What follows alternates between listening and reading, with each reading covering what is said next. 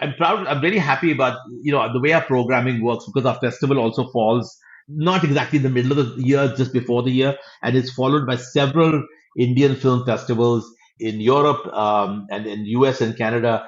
And I've been told by many, many programmers, I run into them in film festivals. I'm at Cannes right now, that they actually look at our program and then they pick films from there, which is it's a nice compliment. Yeah, yeah. That was New York Indian Film Festival director Aseem Chhabra, and this is Epicenter NYC. We connect our communities to news, information, and each other. I'm your host, Amber Castillo. Once again, Epicenter NYC is teaming up with the New York Indian Festival as its community media sponsor. The festival will take place from Friday, May 31st to Sunday, June 2nd at the Village East by Angelica. The New York Indian Film Festival is the oldest film festival of its kind, screening premieres of films made from, of, and about India. The event includes more than just screenings. Expect industry panels, post-screening discussions, award ceremonies, nightly networking parties, red carpet galas, and so much more. This year, Dear Jassi and Mrs. are just a few of the South Asian-themed works that are set to captivate audiences across New York City and around the world. Today, Epicenter Publisher S. Mitra Kalita speaks to New York Indian Film Festival director and film critic Aseem Chhabra about what viewers can expect and the shows you won't want to miss. Before we jump in, a quick message from our team. Hi, I'm Carolina from the Epicenter NYC team, here to remind you to safeguard your fun, your plans, and your trips. Get vaccinated and don't let illness cancel your joy. It's your season, not flu season, not COVID season. You can schedule your appointment now, and we can help. Send us a note at hello@epicenter-nyc.com or call or text us at 917-818-2690. Now back to the show. Here's Mitra and Aseem. Aseem, it's great to be with you again. I think this is the third podcast Epicenter is recording with you before the Indo-American Film Festival. I think I love the background of this film festival. So could you just catch us up on why we need a New York Indian American Film Festival?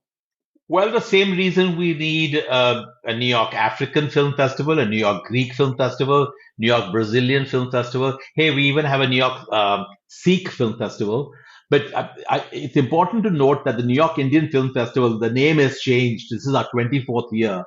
This was the first Indian South Asian Film Festival in all of North America. It started in 2001, and it's very significant to talk about why it started. After 9/11, people were sort of afraid to step out, basically.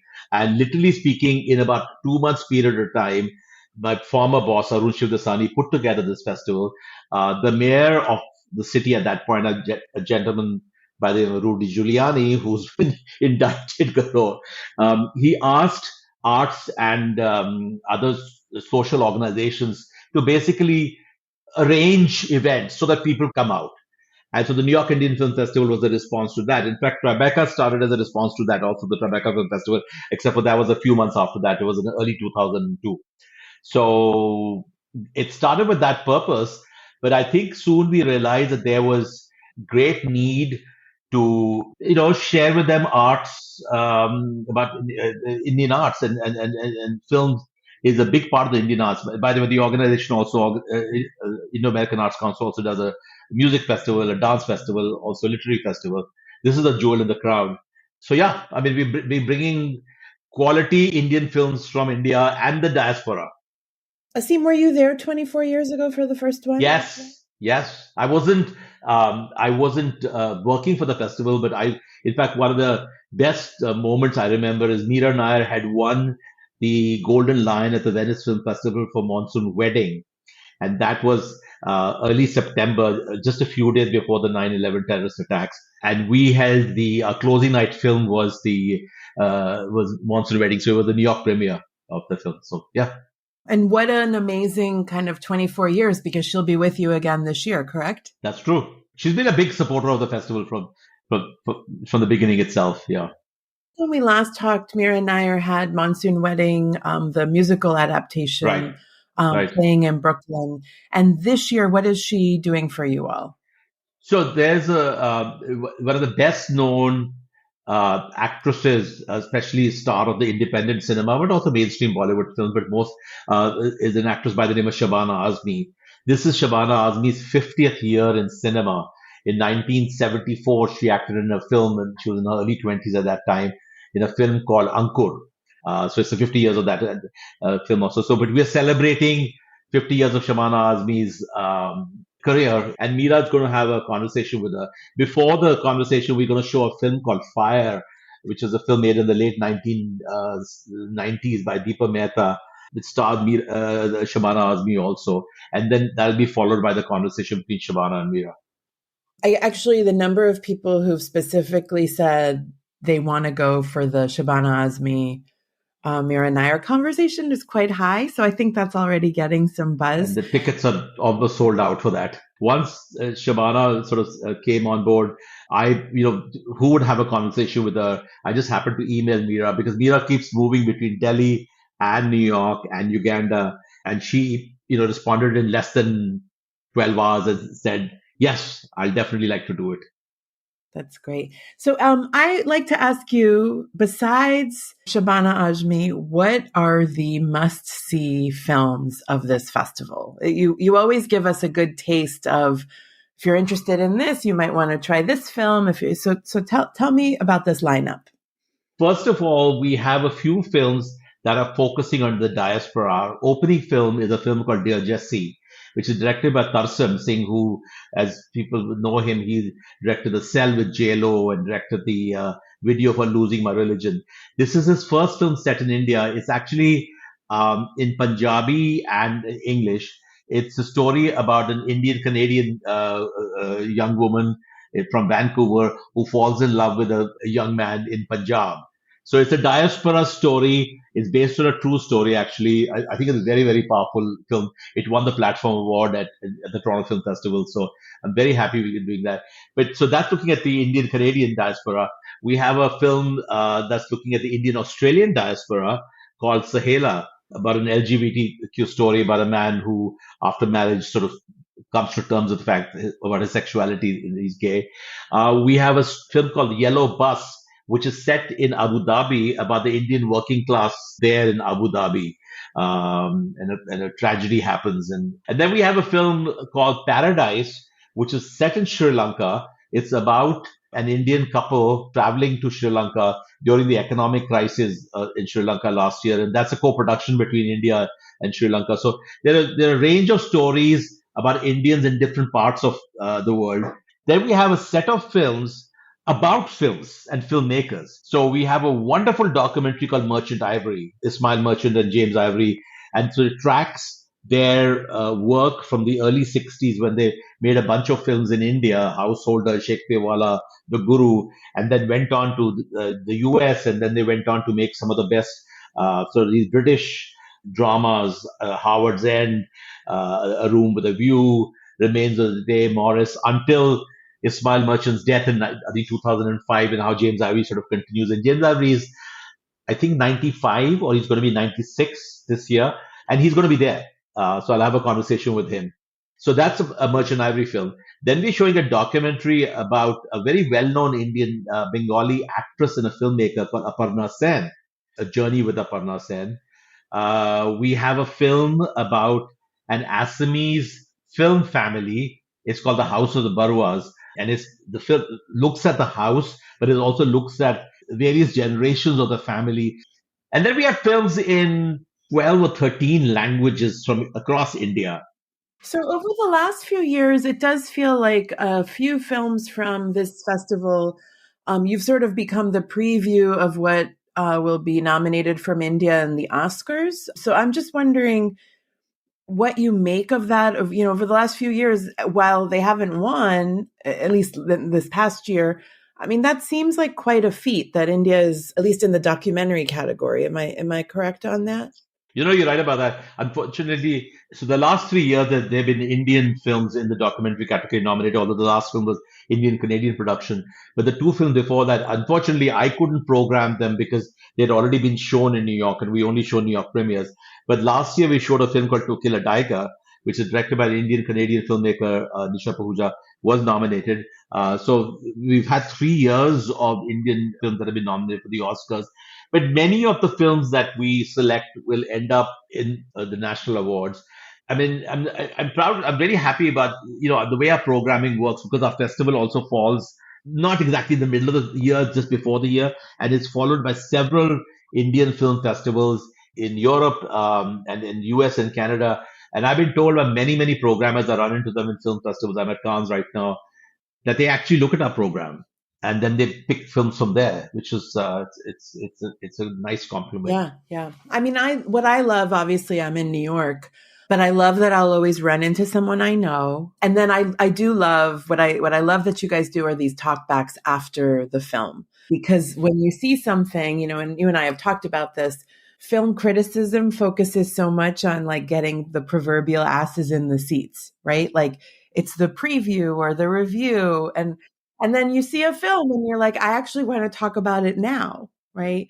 And you get to hear the director. I mean, in most cases, we have the directors or maybe the producers to talk about the making of the film. Yeah, I love that. And I mean, this, we end up kind of hosting some talkbacks and other things with other film festivals. And my favorite part is really dissecting the work after the fact, which again, I think journalism's a little bit backwards because we focus on the beforehand and like not giving you spoilers. And I'm really looking forward to some of those discussions. Aseem, can we just dive a little bit more into the documentary coming out of India right now? Your festival programs quite a bit of it. Do you see this as a surge? Is it that there's an audience for this now? Is there a particular moment that India is reacting to? What is behind this phenomenon? There's a particular moment, not India, but there's a particular moment where festivals and the academies are reacting to Indian documentaries. For the past 4, 5, 6 years now, there's been at least one documentary from India playing at the Sundance Film Festival. The Sundance is the one that starts the process itself. And these documentaries go through a history. Many of the filmmakers are coming from a particular university in Delhi called the Jamia Millia University. Many of them then go through the route of various documentary labs. There's one in Kolkata, and then across Europe, where they fine tune their project and then they get funding also. So we had a film called Writing with Fire. We had a film called All That Breathes. We had a documentary called Against the Tide. This year, there's a documentary called Nocturnes, which is about insects in the jungles of Arunachal Pradesh, which is an Indian state bordering China, and is basically about moths and insects. Fascinating film, and it's a very calming film. Really, you feel your heartbeat is sort of getting into a normal pace. There's great work coming out of India, but there's also festival programmers who are outside India are picking those films. So this year we have 5 documentaries, by the way. They're very different subjects. And, some of them came our way. Some I saw them at some festivals and I said, we want to show them, bring them to New York. Why not? So you're sitting in Cannes right now. I just wondered if you have any thoughts on trends that you've been seeing there. What are people talking about? And if there's anything related to Indian cinema that you might bring with you when you're in New York next week. So I can't bring anything from Cannes right now because it's too soon for them to go to any festival. But this has been the biggest year for Indian cinema at Cannes. There are 7 films, including a short film from India. For the first time in 30 years, an Indian film is playing in the main competition. It's by Payal Kapadia, this filmmaker who already won the top documentary award a few years ago for The Night of Knowing Nothing. We have 2 films in the Uncertain Regard film section. One is called Shameless, which is actually made by a Bulgarian filmmaker that is set in India and Nepal, and a film called Santosh, which is set in India. Again, it's an Indian-British filmmaker. I saw this film twice yesterday. I saw it as a screener and I loved it so much. Late at night at 10:30, there was a screening. I wanted to see it in the big screen. It's called Sister Midnight. It's a very quirky story about a young bride who comes to Mumbai and she's bored and slowly becomes a vampire, a kind of a thing. But it has all this bizarre, very interesting, quirky music. I mean, it has American blues music and it has Cambodian popular music from the 70s, Cambodia, of all the countries. The actress, her name is Radhika Apte. This is the third year that a restored Indian film has been shown at the Cannes Film Festival. So they showed a 48-year-old film called Manthan, which was made by a filmmaker called Shyam Benegal. And there's a 4K restoration of the film by the Film Heritage Foundation. It's actually on June 1st and 2nd weekend. The film is going to play in 70 cities across India. And so it's a great year. Now, I hope to bring perhaps a few of these films to New York, unless they get theatrical release before that. But let's see. It's a great year. It's amazing. I also just feel like from a press perspective, I'm just seeing, images of, Indians at these openings, which I feel like years have passed where I haven't noticed that. So it might just be that, to your point, there's 7 of them. And so there's... Well, there's a very big Indian presence. There's also the market section, and A.R. Rahman is here to promote some documentary. He was at the India Pavilion. Aishwarya Rai comes every year and walks on the red carpet. There's all this question about, her dressing is so there. But, and then there are some major Indian influencers who are there also. But you see Indians all the time. You walk you run into Indian filmmakers, Indian festival, Indian journalists. It's fun.